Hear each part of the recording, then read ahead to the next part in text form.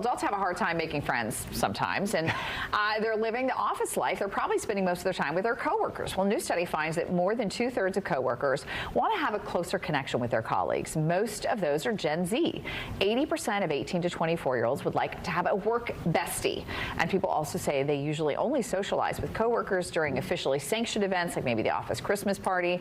Experts say people working from home during the pandemic created a shift in those office friendships. That's so true. And I just feel so grateful that during the pandemic, we were all here together. Every day. Every day. And I think that the people that went home, I think they really missed that. I think so, too. Just having the human connection is huge. If we tucked each other like 15 feet away, we'd wave.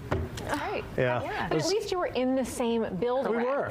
I think about, they were saying mostly this is Gen Z. A lot of times they're in these environments where people are going in maybe 2 days a week to the office, maybe 3 days. So you're missing each other. You're not getting that bonding time in. We covered a lot of ground. Weddings are expensive. Pierre's the capital of South Dakota. We covered a lot of ground today. We learned so much. Thank you for watching, everyone.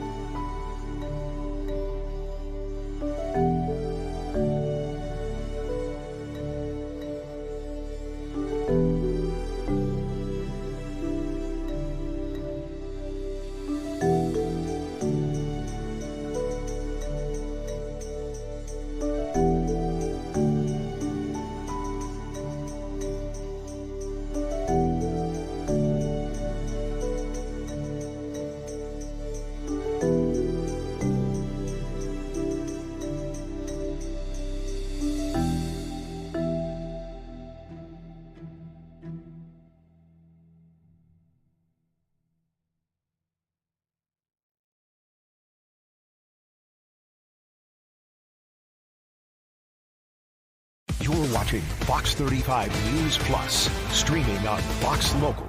Oh, good morning to you and welcome into Fox 35 News Plus. I'm Garrett Wymer and thanks for joining us on this Thursday morning live on Fox Local, fox35orlando.com and on YouTube as well. Coming up later in the show, we're going to hear from House Speaker Danny Perez, who responded to the governor's, quote, lies.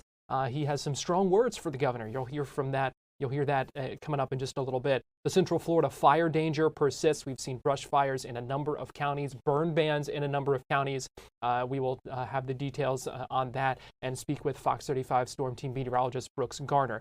The meeting today, the virtual meeting of the Hope Florida Foundation, quickly derailed. We'll have the details on that coming up in just a little bit. But I want to quickly get us now to the Polk County Sheriff's Office, where Grady Judd is giving a news conference and answering some questions about a high school football coach and a teacher at Bartow High who has been arrested for voyeurism and misconduct. Let's go ahead and listen in as the Sheriff's news conference continues.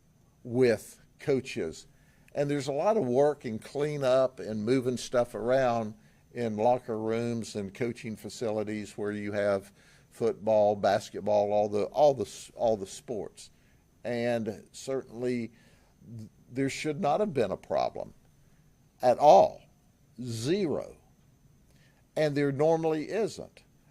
But he not only talked inappropriate, he talked nasty. He was grooming her, a classic case of grooming, and that's why he got locked up.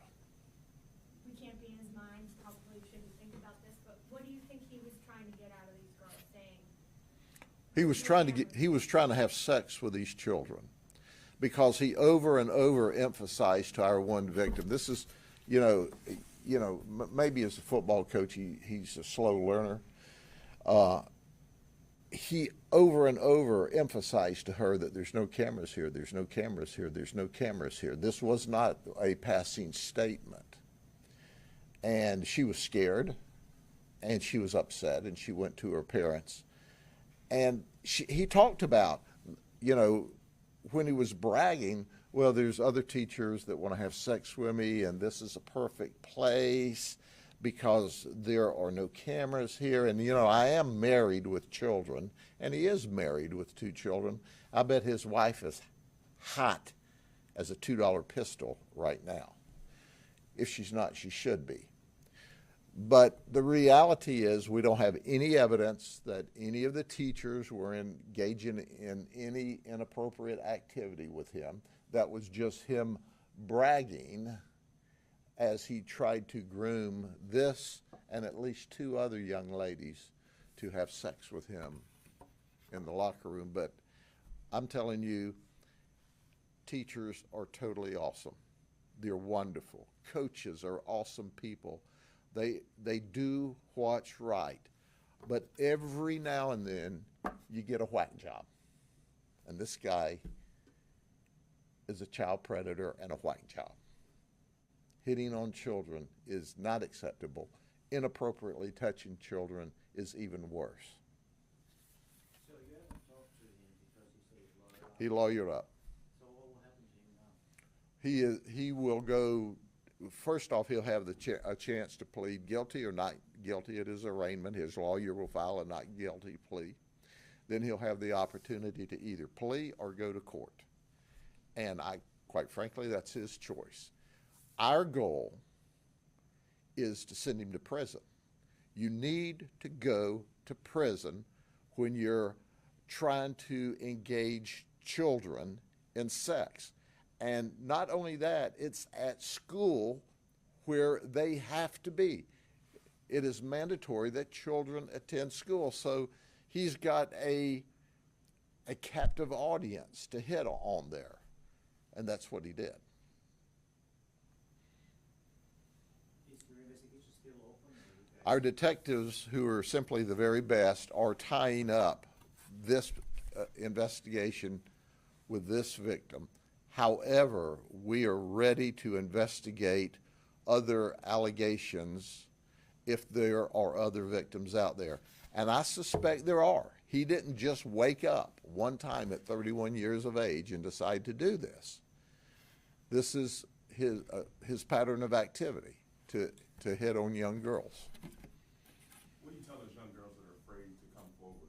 I tell them that they'll have the full support of the sheriff's office, of the state attorney, of the entire system, that we will protect them and keep them safe, that it's up to them to help make sure that no other child ever is groomed and victimized by this evil child predator. He violated all the morals and all the ethics of our community and the laws. We're supposed to trust teachers, and we should trust teachers. He is a rare exception. I love my teachers, but I also like putting bad guys in jail and prison, and that's what our detectives did. They locked him up where he should be. Okay? Thank you very much. Have a good day. That was Polk County Sheriff Grady Judd speaking about a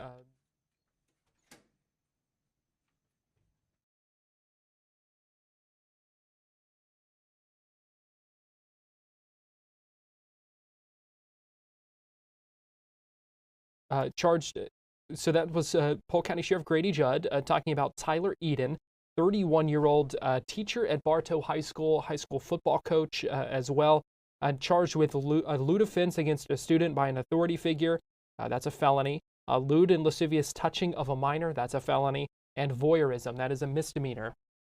According to investigators, I know we missed the beginning of that news conference because it started before 11, but this started with a parent reporting inappropriate conversations that investigators say Eden had with that parent's daughter when the student would meet with him for extracurricular work for community service hours. You heard a number of the other allegations, the other things that kind of came from that. They do believe there may be other victims as well. So they're asking folks if there are concerns or anything like that to come forward. So again, Tyler Eden, 31 years old, facing charges over allegations of hitting on these young girls, even potentially grooming them, as well as we heard the sheriff talk about in that news conference. So we're going to take a break here on Fox 35 News Plus, but we'll be right back after this.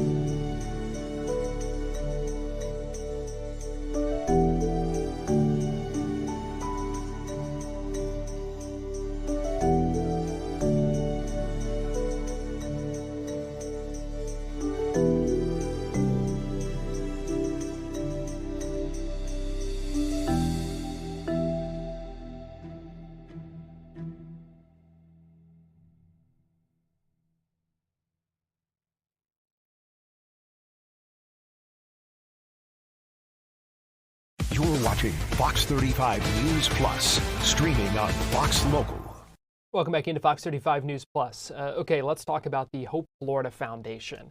A lot of controversy surrounding Hope Florida and the Hope Florida Foundation. Hope Florida is the program started by Casey DeSantis, the First Lady, that helps wean people off of government assistance. The Hope Florida Foundation is basically a charity arm of that works with DCF in a number of ways. And there's a lot of controversy right now surrounding $10 million from a Medicaid settlement that went to the Hope Florida Foundation, or that some say was just funneled through the Hope Florida Foundation as a way to give $5 million in grants to two different political organizations that used that money to oppose Amendment 3, the recreational marijuana initiative that was on the ballot last November. This has been the subject of hearings and meetings and questions and conversations in Tallahassee. Officials from Hope Florida, from DCF, and from the Hope Florida Foundation were grilled by lawmakers earlier this week about that. There are also now growing questions about the role of Attorney General James Uthmeier, who was the chief of staff of the governor at the time. So things are certainly not over when it comes to this investigation. One of the things that has come out with this is that the Hope Florida Foundation was really lacking in a lot of things that are required to be compliant with state law when it comes to these public entities. So things like tax forms, tax filings, public meetings and records, meeting minutes, and things like a mission statement, a number of things that were not done that officials say needed to be. And so the Hope Florida Foundation The president of that, Joshua Hayes, who we heard testify the other day in front of lawmakers, said there was a special board meeting called for today where they were going to fix many of what he called the mistakes made previously by this foundation. That meeting was a virtual meeting, Zoom meeting, that started right around 10 o'clock, maybe a few minutes after that, and it very quickly derailed. They opened up with some opening remarks from Joshua Hayes. Then we had public comment, and I'm going to play for you some public comment before things kind of went crazy, because very quickly we saw some what's called Zoom bombing. People really trying to take over the Zoom with pornographic images, swastikas and Nazi flags, racial slurs, and it got to the point where they ended up having to go into recess. They said it was going to be a 10-minute break, that they would come back at 10:45. It's now half an hour after that, and they still have not restarted the meeting. So unclear what the status of that is right now.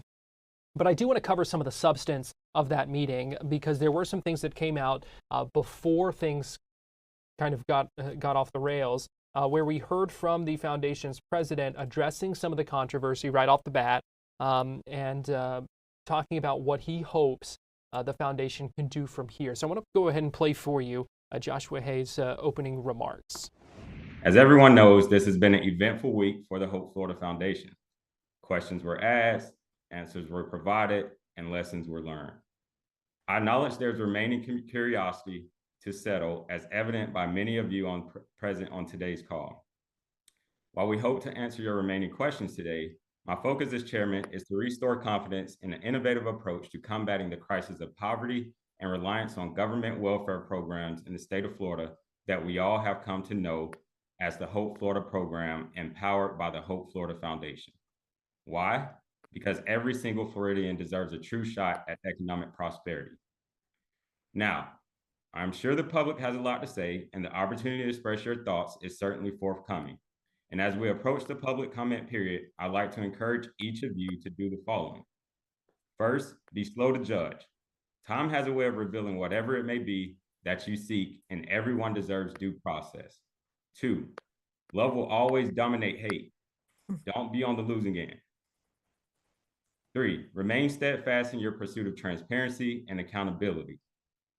And lastly, regardless of your affiliations, we all reside in the same state, and therefore we ought to embrace each other as the Florida family that we are. And lastly, for those of you who tuned in or attended the Healthcare Budget Subcommittee hearing, you may recall the response I provided to the chairman's question regarding bank statements. If you don't recall, allow me to refresh your memory. My response was, I hope not. And since then, I have independently confirmed that they were not edited, that the bank statements were not edited and will be available to the chairman and the public. Well, it's time we turn things around here at the foundation with a fresh vision of I hope so. And to that end, I drafted the following I hope so core values with promise for future in mind. Integrity. We uphold the highest standards of honesty, transparency, and accountability in all that we do. Humility. We lead and serve with gratitude, recognizing that every success is a shared effort and every voice matters. Opportunity. We believe in creating pathways for children and families to thrive, regardless of their circumstances. Purpose. Our work is grounded in a clear sense of mission, supporting our communities with a deliberate intention of economic self-sufficiency. Empathy. We approach every person in partnership with compassion, dignity, and a deep understanding of lived experiences. Stewardship. We honor the trust placed in us by managing our resources wisely and acting as responsible caretakers of our mission. Optimism.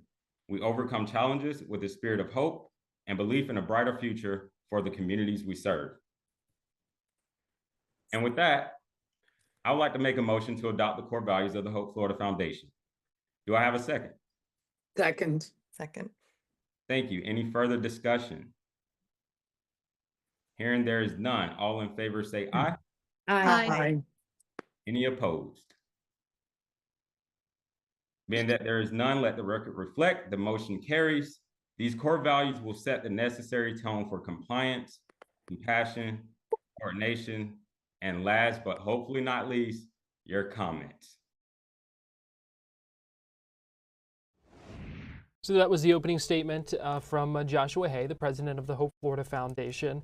And then they went into public comment, and we'll play some from a recipient and some who had concerns as well. But I want to start by showing you public comment from Representative Alex Andrade. He's a representative, a Republican from Pensacola, and he is also the chairman of the House Budget Committee, the Healthcare Budget Subcommittee, I believe, that has been looking into this and asking all of these questions, threatening investigations and the possibility of subpoenas even to get answers to some of these questions.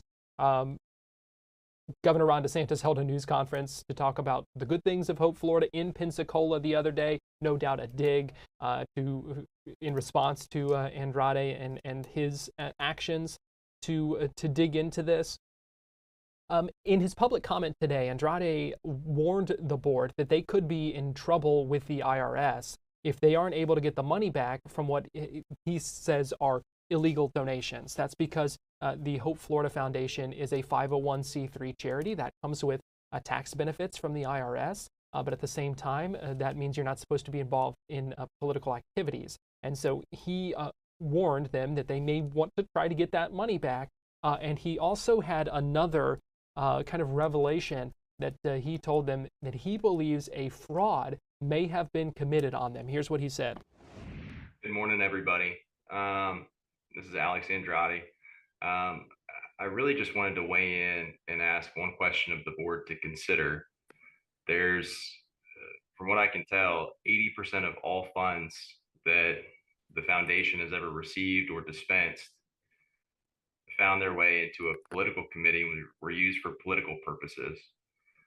As board members, I believe you have fiduciary responsibilities to maintain your 501c3 status. And I believe, based on the information you received from Save Our Society from Drugs and from Secure Florida's Future, that a fraud was committed on y'all in order to extract those two $5 million grants.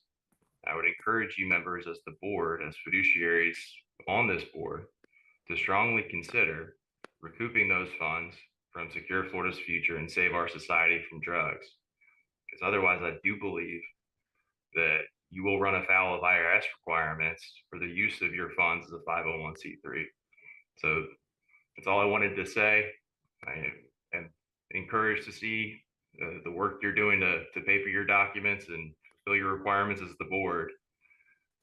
But going forward right now, the circumstance is 80% of all funds you've received, more than that you've dispensed, were used for political purposes. And I believe that will jeopardize your 501c3 status if you, as the board, do not take the proper steps to recoup those funds. Thank you. So that was Representative Alex Andrade speaking in public comment at that meeting. So we are still monitoring that meeting for obvious reasons. We do not plan to bring it to you live in this hour if it does start back up, but we are keeping an eye on that to see if it does begin again after they were trying to work through some technology things and figure out how to keep out those people who were actively trying to take over that meeting. We're going to take a break here on Fox 35 News Plus, but we'll be right back after this.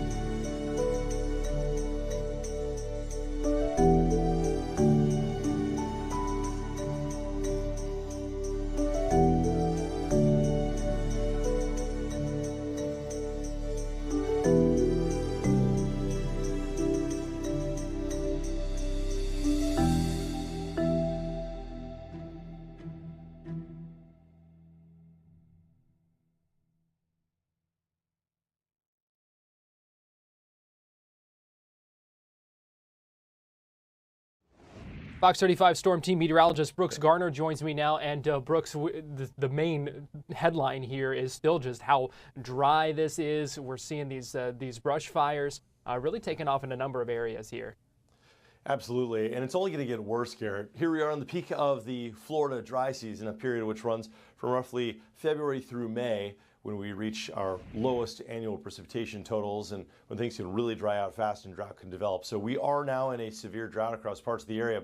And with high pressure moving in from the Western Gulf, this originating over the plateau of Mexico, there's an area between the Sierra Madre Occidentals on the west side, on the Pacific side, and then the Sierra Madre Orientals, which is the mountain range on the east side of Mexico.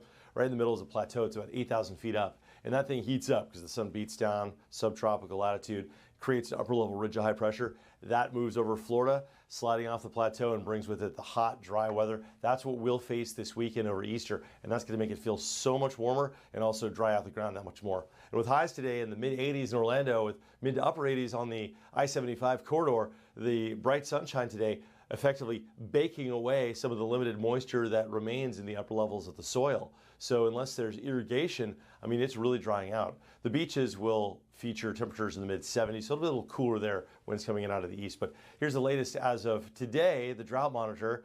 It features severe drought now extending from Daytona Beach into the Villages and back through the Gulf Coast with moderate drought in Orlando. The only place that's drought-free is going to be southern Brevard County, and at this point, they'll soon become abnormally dry. But fire bans have been put into place now. It's considered hazardous to burn outside. Think about agricultural pile burning, big piles of brush. That's all a big no-no at this point for Volusia County, for Orange County, which includes the Orlando area. But of course, this is for rural sections of Orange County where burns can happen and do happen. For Lake County and also for Polk County until further notice, till we get some rain. So burning is prohibited. The exception being if you're grilling in your backyard, making some food, or you've got a fire pit or enclosed fireplace. So let's look ahead to our Easter forecast. Easter weekend, Saturday is going to be a sunny one with 85 degrees. So beautiful weather for this Thursday, for tomorrow, Friday, for Saturday. Barely a cloud in the sky. Then on Sunday, we'll see clouds working into the region ahead of a series of weak storm systems next week. Weak in the sense that we may not get much rain, if any rain out of them. But what it will do is bump our temperatures up to around 90 degrees. Yeah, so here's a look at future clouds and radar. Sunny through the day on Saturday, the clouds increasing Sunday. We may see a few showers here and there Monday through Wednesday, like a less than 10% chance. Wednesday looks to be the best chance for rain at this point, and even then it's only a 20% chance at best. In other words, we don't have any significant rain chances to provide any relief from this drought anytime soon. It'll be at least a couple weeks, if not several weeks to a month before that happens. We've really got to start getting into the rainy season, and that's going to require a lot more humidity. We're going to start to see a little bit of that southeast flow developing next week, which is kind of a hint of what's to come, and that's one of the reasons why we've got a slight chance for a little bit of rain in the forecast. But this time of year, Garrett, even if it does rain, you can get these thunderstorms that the lightning, ironically, can cause more brush fires. So it's not enough rain to help the drought, but the lightning is an ignition source. So it's a double-edged sword, that's for sure. Yeah. Sunshine and beautiful, though. I mean, listen, drought aside, the negativity of it all aside, it's going to be beautiful here for the next several days. Then looking ahead to Sunday through Wednesday, getting toward the warm side there with highs at or above 90 and a chance for a little bit of rain, just a little bit. It's going to be a little bit more humid as well. I had a question, Garrett, that's interesting. Somebody asked me, when does the humidity typically roll in? Mm-hmm. And that usually happens around the second to third week of May. So, I mean, it's just around the corner. These last low humidity dry days will become increasingly fleeting, if not downright ephemeral, before they go away into the ether of summertime. So things are looking good, though, for this Easter weekend. To make the most of it, to spend a lot of time outside and enjoy it. It's going to be good. The only thing is if the kids don't find like the Easter eggs you've hidden, like the little chocolates in the plastic egg, those will melt in the sunshine. They will melt very quickly. Make sure the kids find all their Easter candy. Yeah, don't hide them too well. Fox 35 Storm Team meteorologist Brooks Garner, we appreciate you joining us. You bet it. My pleasure as always. Thanks, Garrett. And check out this beautiful view of the beach, Daytona Beach from our Hard Rock Hotel camera. What a beautiful day out there. Hardly a cloud in the sky along the Atlantic coast there. Some folks wading into the water, and just a beautiful morning here along Florida's beaches. Keep it right here on Fox 35 News Plus. We're going to take a break, and we'll be right back here on Fox Local and on YouTube.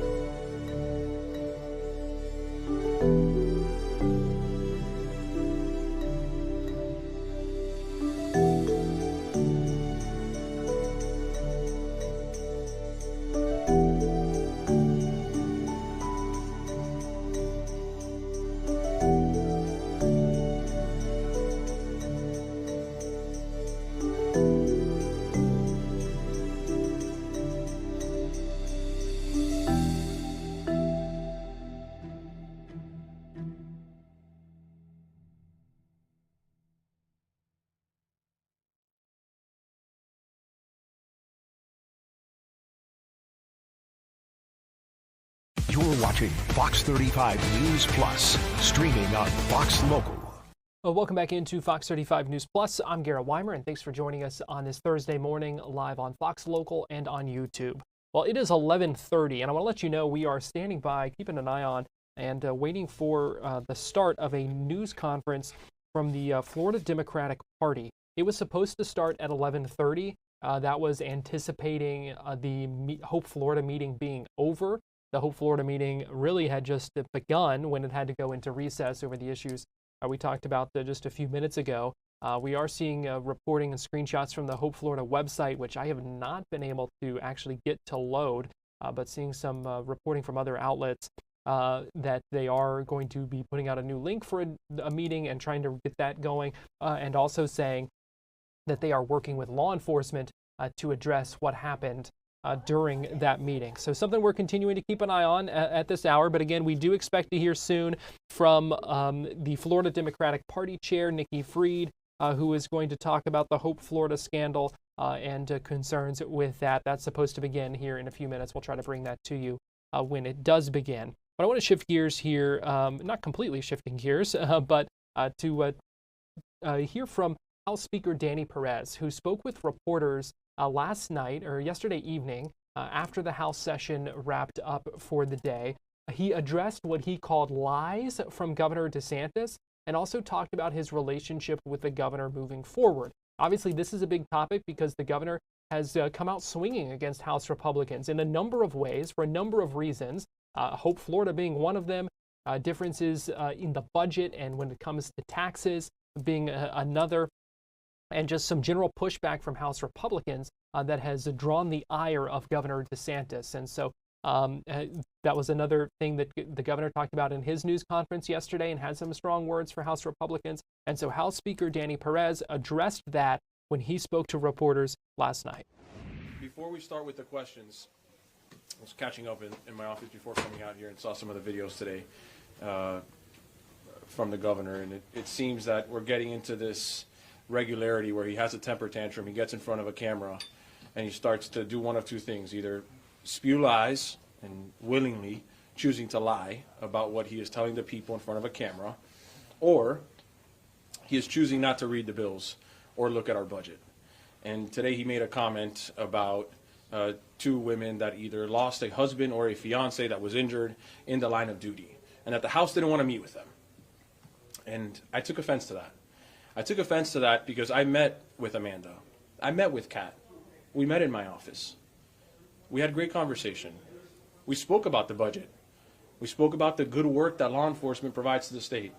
We spoke about the House continually over the last several years, how we support law enforcement, how we support our first responders, and we went through examples of how the House has done just that.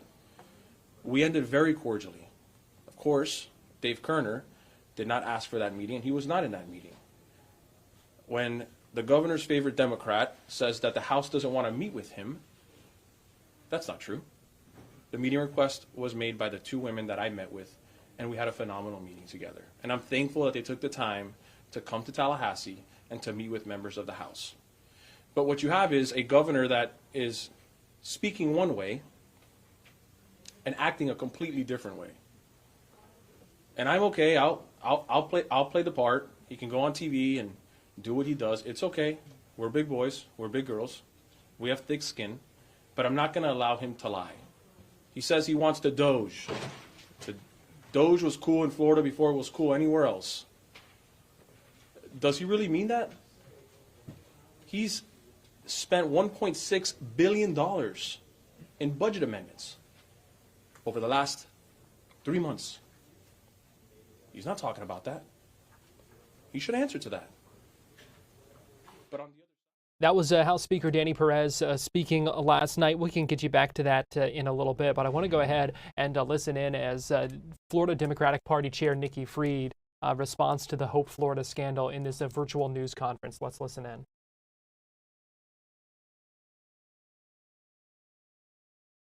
In exchange for their support. Those complaints were dismissed because the Ethics Commission couldn't find anyone willing to risk their careers by speaking out.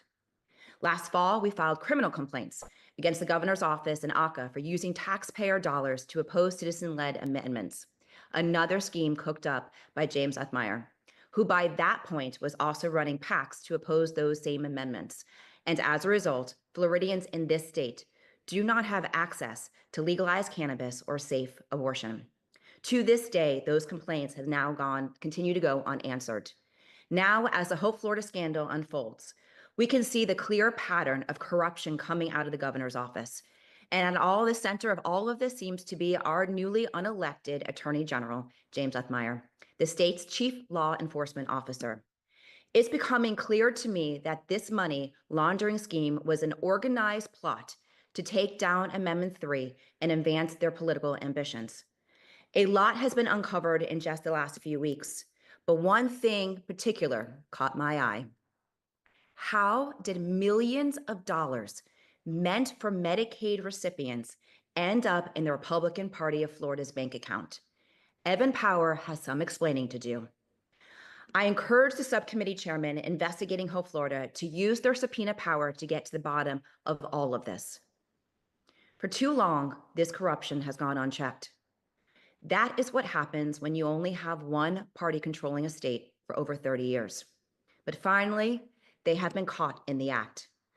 Floridians deserve to know what really happened here because fighting corruption in government is a bipartisan issue.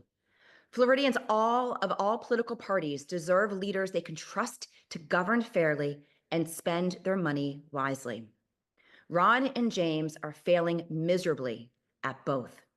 They've abused the powers of their offices, wasted taxpayer dollars, and repeatedly violated public trust. I fully support the legislature's efforts to find out who is at the center of the scandal, and I hope they hold them accountable to the fullest extent of the laws and figuring out how to implement new laws to make sure this never happens again. Floridians deserve nothing less. I appreciate you all being on here today, covering this story, and I will take some questions. Hey, thank you so much, Chair. We've got one question in the chat right now. Again, I'd like to ask you if you have any other questions. We'll be taking them in writing today. This question is from Evan Axelbank at Fox 13 Tampa. How encouraged have you been by the fact that Republicans in the State House have been aggressive in pursuing this? And do you believe there's a groundswell of Republican anger over this to lead to what you would consider true accountability? You know, this is obviously something that for any of you who have been following me, not just as chair of this party, but in 4 years as a member of the Florida cabinet, calling out all of this. There is more record, and you all have been covering this for years, of all this type of corruption.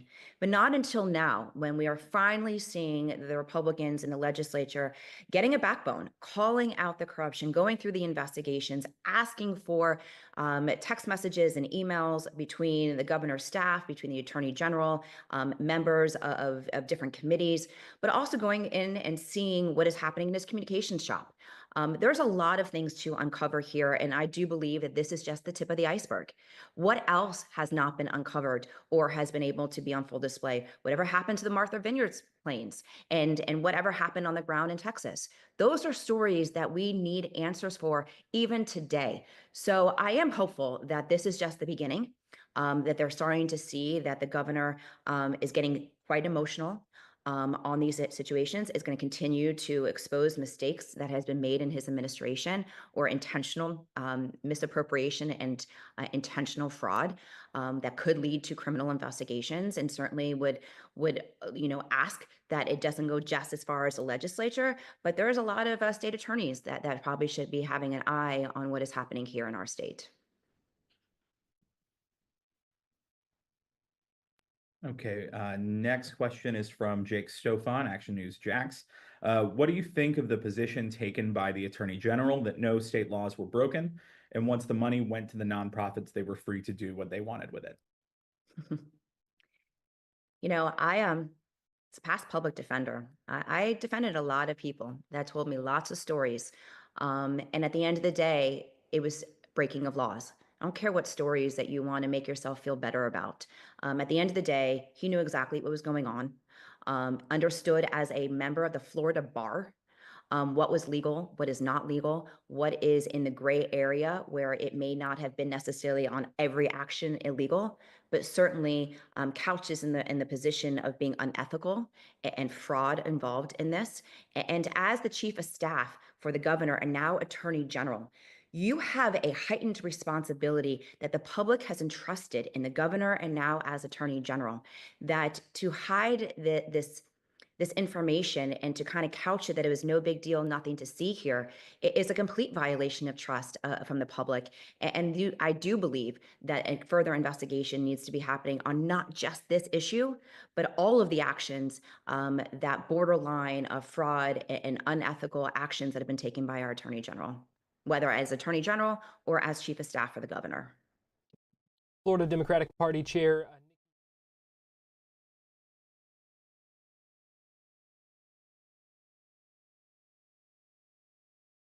let me open my mic there. That was Florida Democratic Party Chair Nikki Fried calling it a clear pattern of corruption and an organized plot to take down Amendment 3, the money funneled through that investigators are saying, or lawmakers are saying was funneled through the Hope Florida Foundation to those two organizations. Now, I want to give you the latest here now on the Hope Florida Foundation meeting.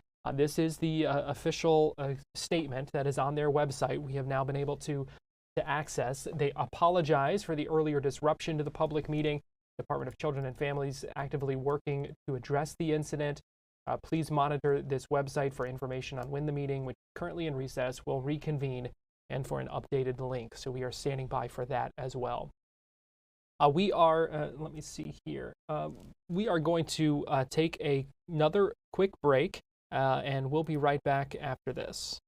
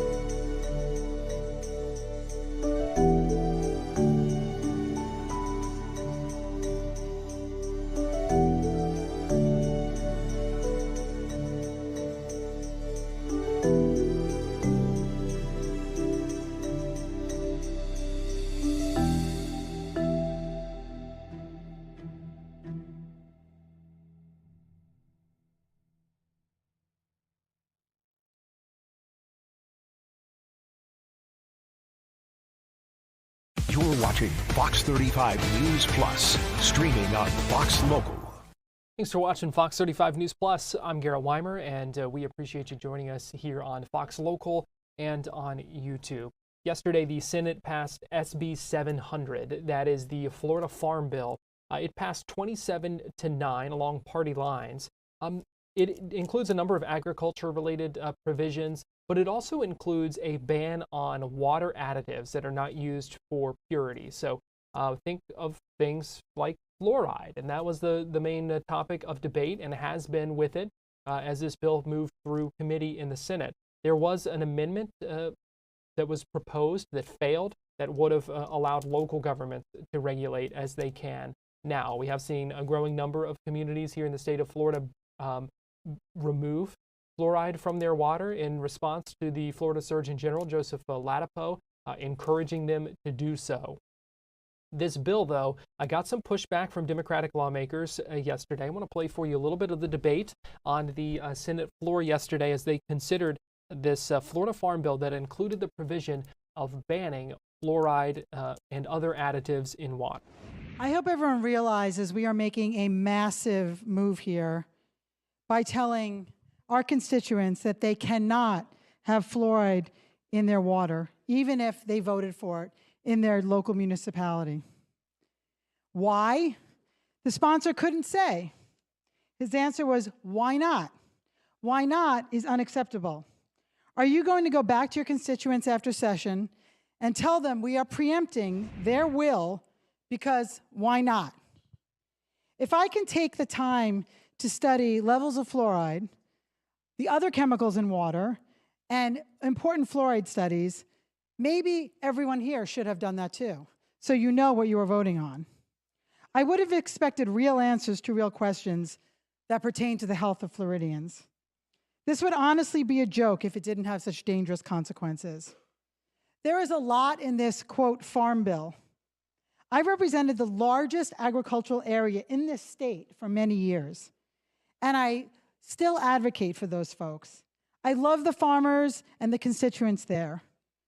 And now, because of this fluoride piece, you are making me vote against the farmers. Why is there so much in this one bill? All of these deserve separate bills because they are that important.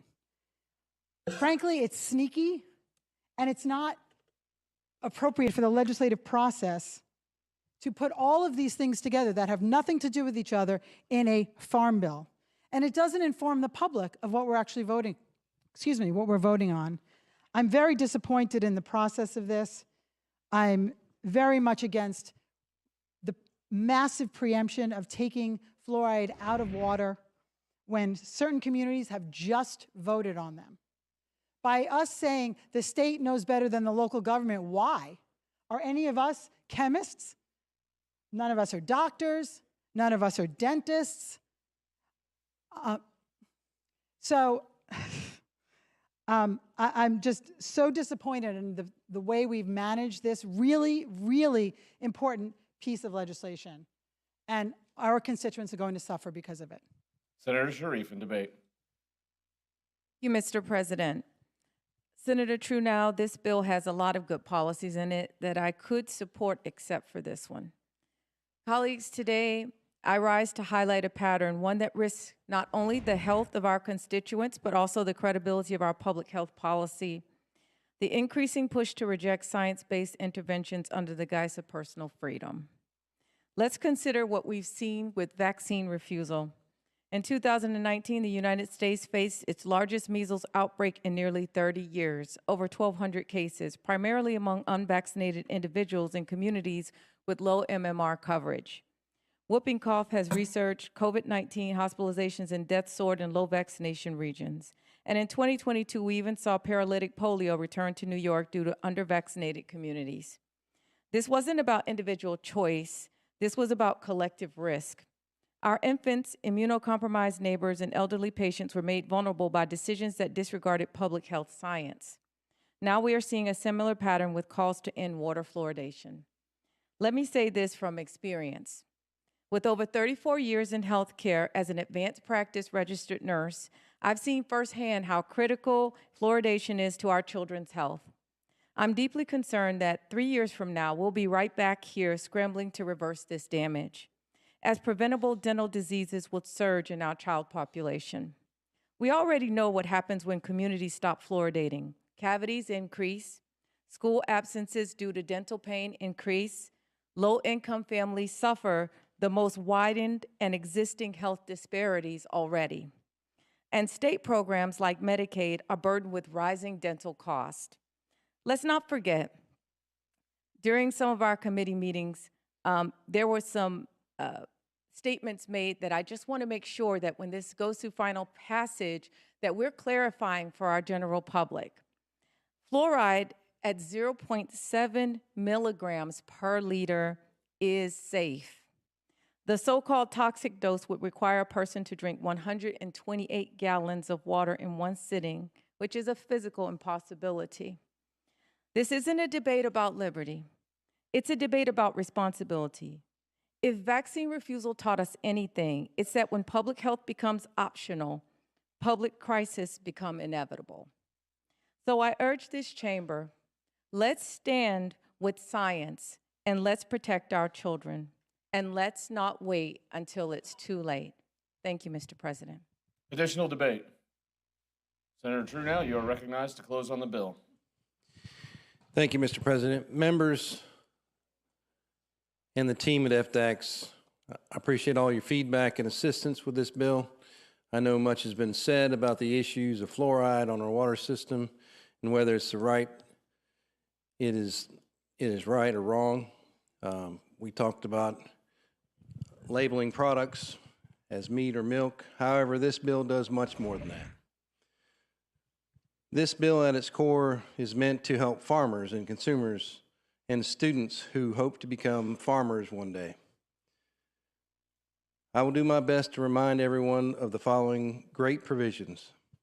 Provides FDAX the authority to cover the cost of FFA dues for Florida's public school students, clarifies once and for all that ag facilities for the purpose of FFA and 4-H can be built to support ag education for our K through 12 schools, ensures that ag lands that were converted to solar fields can return back to farmers once the solar production has ceased, ensures that any financial instrument used in the retail theft, such as gift cards and prepaid cards, will be considered a crime, requires businesses to display prices on or near the items.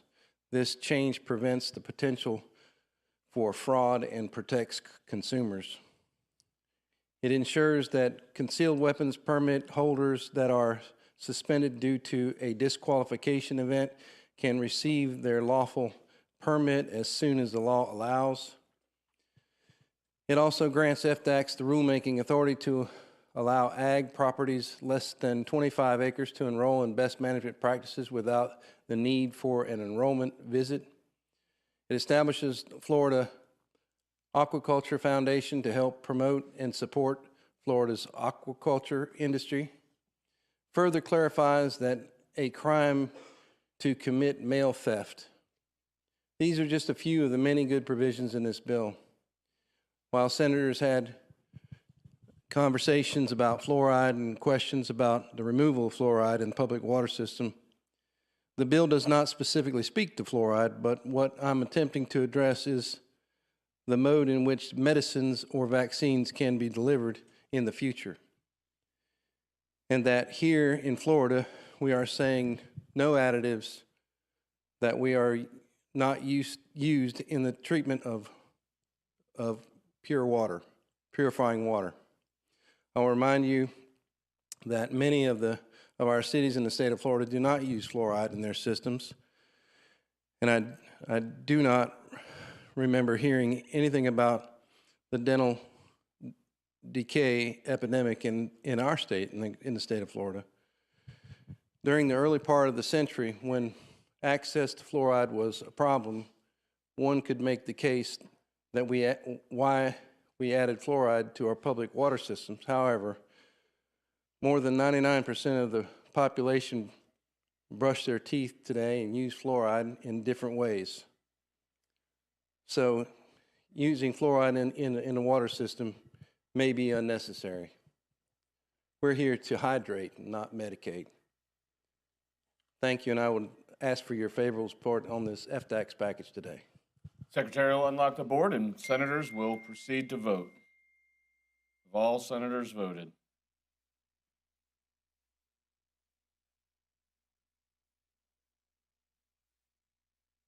Secretary will lock the board and record the vote. 27 yeas, 9 nays, Mr. President. Show the bill passes. Please read the next bill. None on the desk, Mr. So 27-9, the vote on that. We should note there is a similar bill that has been moving through House committees but has not yet made it to the floor of the House. We will see if when it does, that it also includes that fluoride provision. That was a lot of controversy surrounding that provision, as you heard some of those Democratic lawmakers saying they would rather have that Farm Bill not include that provision. So we'll see where things go from here. Just a couple of more minutes here on Fox 35 News Plus this morning. I want to go ahead and play a little bit more for you of the House Speaker responding to the governor's comments, who has been very harsh about House Republicans. And so I want to play for you a little more of Danny Perez speaking yesterday to reporters, responding to what the governor has been saying. He's spent $1.6 billion in budget amendments over the last 3 months. He's not talking about that. He should answer to that. But on the other side, you have a House that has passed the largest tax cut in the history of the state, a budget lower than last year's, a budget lower than his, quite frankly, and he's going to say that we're rhinos and that we're liberals and that we're siding with the Democrats over the overrides. Guys, I mentioned this a couple weeks ago. If you look at the overrides, what we overrode included a project that he vetoed, that he then funded through the Department of Corrections illegally. You are not able to do that. A governor is not able to veto a project and then fund it himself thereafter. And he did that.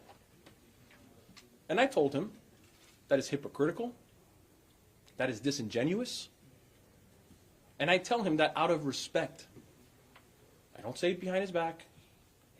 He is still our governor of the great state of Florida. I still consider him a partner. You will never hear me speak ill of him, but I will speak my mind and give you my opinion. The House will not be bullied. And when he states we are liars, or we are rhinos, or we are liberals, that simply isn't true. So before we got into the questions, I had to address that with you all, so that hopefully the people that do watch this understand what the House stands for and why we move in certain directions the way that we do. We're believers in it. We're principled on it. And it's important that the masses understand that. I'll take the first question. What do you think the future of the House's relationship with Governor DeSantis is, with all this rhetoric currently coming about? Hopefully it's a cordial and professional relationship. That's a question for him to answer. You know, we are always willing to have conversations with the governor. We've never shied away from that. He's a partner. The same way that President Albritton is a partner. Same way the Senate is a partner. So is the governor, so is his office, and so is his staff. We're always willing to have conversations with them. Disagreements are okay. Quite frankly, I encourage them. It is okay to have a difference of opinion. It's what makes this country so special. Take it from a guy whose parents had to leave a country where you weren't allowed to have an opinion. But just because our opinion is different than his doesn't mean that we have to be enemies. He is choosing to be an enemy. I do not want to be his enemy. I want to be his partner that hopefully makes his idea that he disagrees with me on better. But you don't make it better by lying. And today, that is what he's doing. So hopefully moving forward, he is willing to have a better relationship. I am. I can't answer that for him. Do you think in this kind of poisonous atmosphere right now that you, at least for starts, you and the Senate at some point are going to have to start negotiating budget differences and then also tax break differences?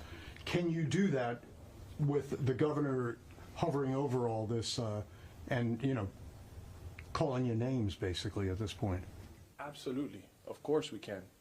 I'll take it a step further. We will. The Senate is our partner. President Albritton, he's my partner. We're already having those conversations. I think we have the same mission. We just have different ways of getting there. But we will find a way to get there. And even if we're not there today, I have all the faith in the world that we'll get there eventually. A cooling off period is not needed. What do you mean by cooling off period? Like, you know, that this session ends May 2nd and then you, with little done and, or, you know, little finalized when it comes to the big stuff. And, you know, you come back after 6 weeks off or something like that. As we stand here today, that is not our plan. House Speaker Danny Perez from Miami speaking yesterday at the end of the day after the House wrapped up.